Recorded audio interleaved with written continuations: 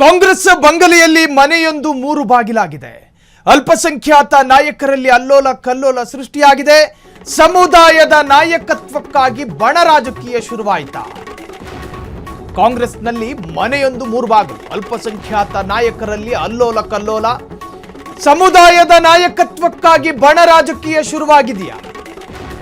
ಸಚಿವ ಜಮೀರ್ ಅಹಮದ್ ವರ್ಸಸ್ ಸಲೀಂ ಅಹಮದ್. ಅಲ್ಪಸಂಖ್ಯಾತರ ಏಕೈಕ ಮಾಸ್ ಲೀಡರ್ ಜಮೀರು. ದಾವಣಗೆರೆ ಗೊಂದಲ ಜಮೀರ್ ವರ್ಚಸ್ಸಿಗೆ ಧಕ್ಕೆ ತರುತ್ತಾ ಅಥವಾ ಅದರಿಂದ ಪುಟಿದೇಳ್ತಾರ? ಸಮುದಾಯದಲ್ಲಿ 2ನೇ ಹಂತದ ನಾಯಕರ ಉದಯನ.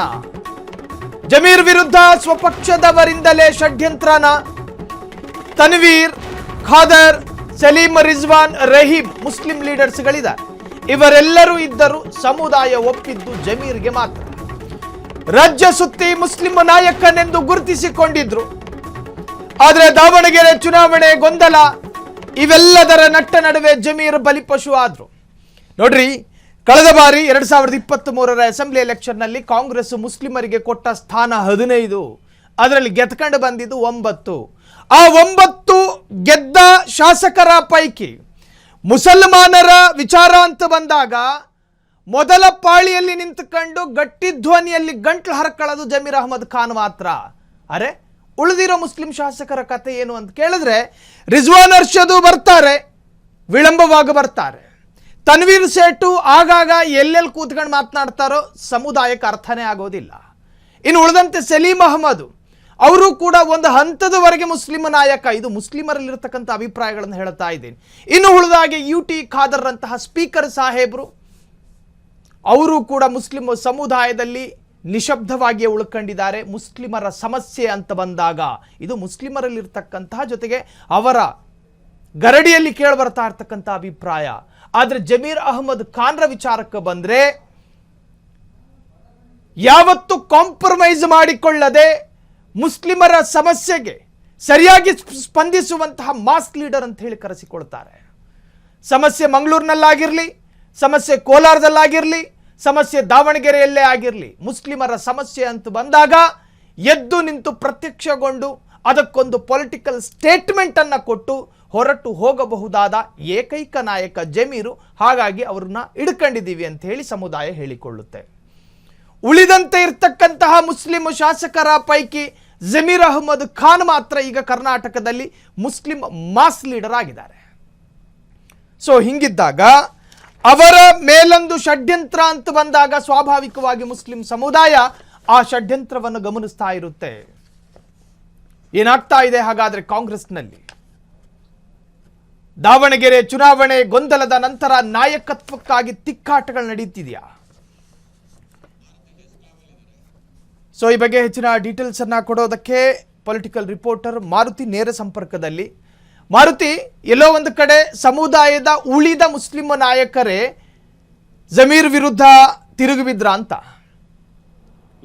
ಏನು ಬೈ ಎಲೆಕ್ಷನ್ ಮುಗಿದ ನಂತರ ಕಾಂಗ್ರೆಸ್ನಲ್ಲಿ ಒಂದು ಕಡೆ ಮುಸ್ಲಿಂ ಆಧಿಪತ್ಯಕ್ಕಾಗಿ ಒಂದಷ್ಟು ಜನ ಪೈಪೋಟಿ ಪಡ್ತಿದ್ರೆ, ಇನ್ನೊಂದು ಕಡೆ ಪಕ್ಷದಲ್ಲಿ ಹಿಡಿತ ಸಾಧಿಸಲು ಮತ್ತು ಅದೇ ರೀತಿ ಪಕ್ಷದಲ್ಲಿ ಆಧಿಪತ್ಯ ಸಾಧಿಸಲು ಕೂಡ ಸಾಕಷ್ಟು ಕಸರತ್ತನ್ನು ನಡೆಸ್ತಾ ಇರೋದು. ಇದರಿಂದಾಗಿಯೇ ಒಂದು ರೀತಿಯಾದಂಥ ದಾವಣಗೆರೆ ಬೈ ಎಲೆಕ್ಷನಲ್ಲೂ ಒಂದು ರೀತಿ ಕಾಂಗ್ರೆಸ್ನಲ್ಲಿ ಸಾಕಷ್ಟು ಬದಲಾವಣೆ ಮತ್ತು ಗೊಂದಲಕ್ಕೆ ಕಾರಣ ಆಗಿರೋವಂಥದ್ದು.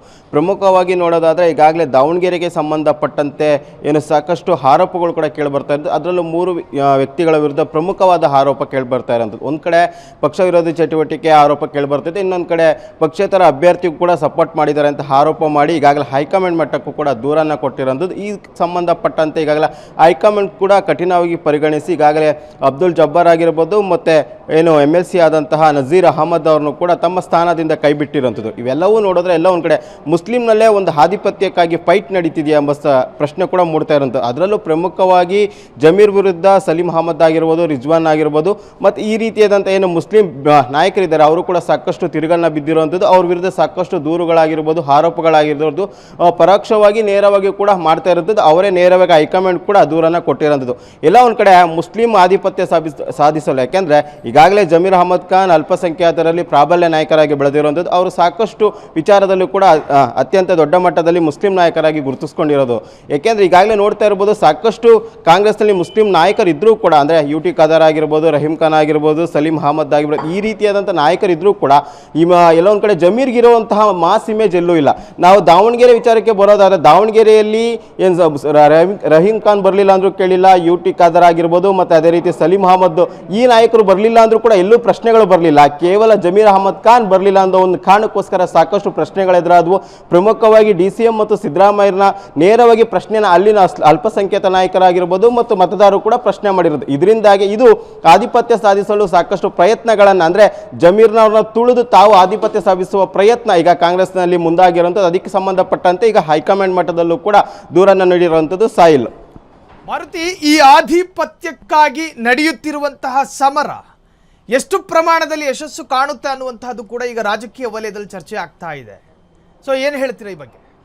ಸಾಯಿಲ್, ಈಗಾಗಲೇ ನಾವು ನೋಡ್ತಾ ಇರ್ಬೋದು ರಾಜ್ಯದಲ್ಲಿ ಎಲ್ಲೇ ಹೋದರೂ ಮುಸ್ಲಿಮರನ್ನು ಸೆಳೆಯುವ ತಾಕತ್ತಾಗಿರ್ಬೋದು ಮತ್ತು ಆ ಮಾಸ್ ಇಮೇಜನ್ನು ಹೊಂದಿರುವಂಥದ್ದು ಓನ್ಲಿ ಜಮೀರ್ ಮಾತ್ರ. ಯಾಕೆಂದರೆ ಕಾಂಗ್ರೆಸ್ನಲ್ಲಿ ಸಾಕಷ್ಟು ನಾಯಕರು ಇರ್ಬೋದು, ಈಗೂ ಇರಬಹುದು. ಬಟ್ ಆದರೂ ಕೂಡ ಎಲ್ಲೋ ಒಂದು ಕಡೆ ಜಮೀರ್ಗಿರುವಷ್ಟು ಮಾಸ್ ಇಮೇಜ್ ಎಲ್ಲೂ ಇಲ್ಲ, ಯಾರಿಗೂ ಇಲ್ಲ. ಅದರಿಂದಾಗಿ ಅವರ ಇಮೇಜನ್ನು ಈಗ ಕಡಿಮೆ ಮಾಡುವ ಪ್ರಯತ್ನ ಮಾಡ್ತಿರೋಂಥ ಅದಕ್ಕೆ ಪ್ರಮುಖವಾಗಿ ಈಗ ದಾವಣಗೆರೆ ಒಂದು ಅಸ್ತ್ರವನ್ನಾಗಿ ಈಗ ಬೇರೆ ಮುಸ್ಲಿಂ ನಾಯಕರು ಕೂಡ ಪ್ರಯತ್ನ ಮಾಡ್ತಿರೋದು. ಅಂದರೆ ಇನ್ನು ಬೈ ಎಲೆಕ್ಷನ್ ರಿಸಲ್ಟ್ ಬಂದಿಲ್ಲ, ಕೇವಲ ಮತದಾನ ಮುಗ್ದಿರುವಂಥ ಈಗಾಗಲೇ ಅವ್ರ ಮೇಲೆ ಸಾಕಷ್ಟು ಆರೋಪಗಳು ಕೇಳಿ ಬರ್ತಿದ್ದಾವೆ.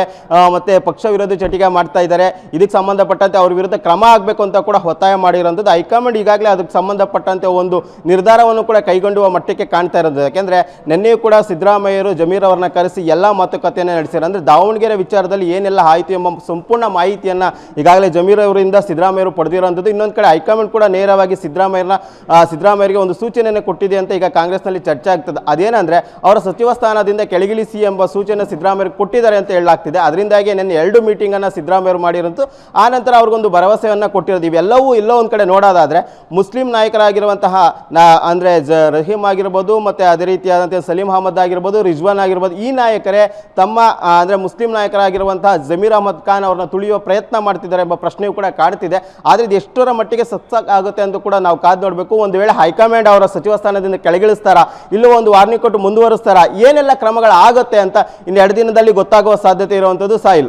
ಥ್ಯಾಂಕ್ ಯು ಮಾರುತಿ, ತಮ್ಮೆಲ್ಲ ಡೀಟೇಲ್ಸ್ಗೆ. ಒಟ್ಟಾರೆ ಜಮೀರ್ ಅಹಮದ್ ಖಾನ್ ರವರ ಶಕ್ತಿಯನ್ನ ಕ್ಷೀಣಿಸುವುದರ ಮುಖೇನ ಸಿದ್ದರಾಮಯ್ಯರ ಬಲದ ಶಕ್ತಿಯನ್ನು ಕುಂದಿಸೋ ಪ್ರಯತ್ನ ಇದರಲ್ಲಿ ನಡೀತಿದೆಯಾ ಅನ್ನುವಂತಹದ್ದೇ ಈಗ ರಾಜಕೀಯ ವಲಯದಲ್ಲಿ ಆಗ್ತಾ ಇರ್ತಕ್ಕಂತಹ ಬಹುದೊಡ್ಡ ಚರ್ಚೆ.